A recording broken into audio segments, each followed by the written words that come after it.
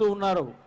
ధ్యాయామి రామమభిరామ గిరామరంద ధారామదఘ్నమితరామ మరేర్విరామం ఘోరామయఘ్నం అంటూ ఆ శ్లోకంలో 10 సార్లు చెప్తారు. శ్లోకం అంతా వేరే వేరే అర్థాలు ఉంటుంది, కానీ దాంట్లో అనేక సార్లు 10 సార్లు రామనామం కనిపిస్తుంది అన్నమాట.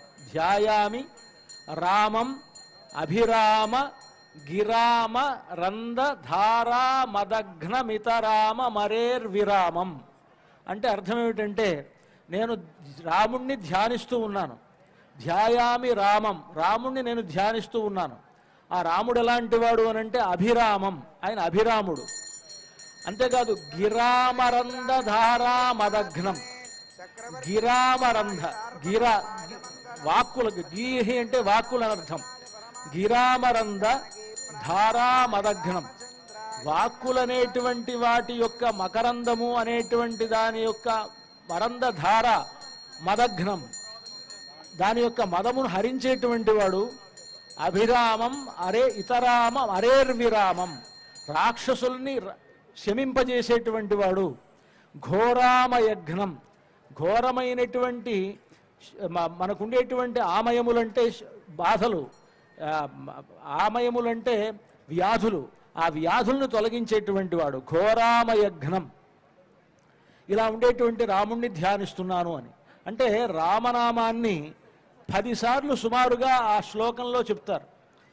వేరే వేరే అర్థాలు ఉండొచ్చు. రామ అనేటువంటి నామానికి అంత శక్తి ఉన్నది అని.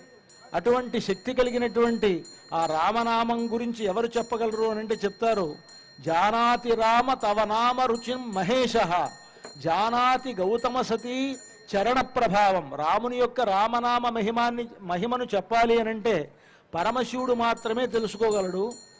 ఆయన యొక్క పాదార విందములలో ఉండేటువంటి గొప్పతనాన్ని అహల్య తెలుసుకోగలదు అని అంటారు. కనుక అలాంటి శక్తివంతమైనటువంటి రామనామాన్ని అష్టోత్తర శతనామ పూజ అనేటువంటి ఒక వ్యాజంతో మనమంతా కూడా శ్రీరామాయ నమః శ్రీరామాయ నమః అని ఇక్కడ ఉండేటువంటి ఇన్ని వేల మంది ఒకసారి అనంటే ఆ రామచంద్రమూర్తికి ఎంత ప్రీతియో కలిగి లోకానికంతా కూడా శుభాన్ని కలుగజేస్తాడు. అటువంటి రామనామాన్ని మనం జపిస్తూ ఉన్నాం.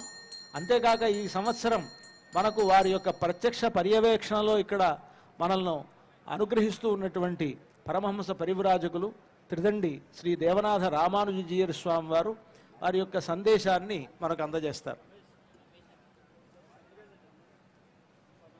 ఆపదామపహర్తారం దాతారం సర్వసంపదాం లోకాభిరామం రామం భూయో భూయో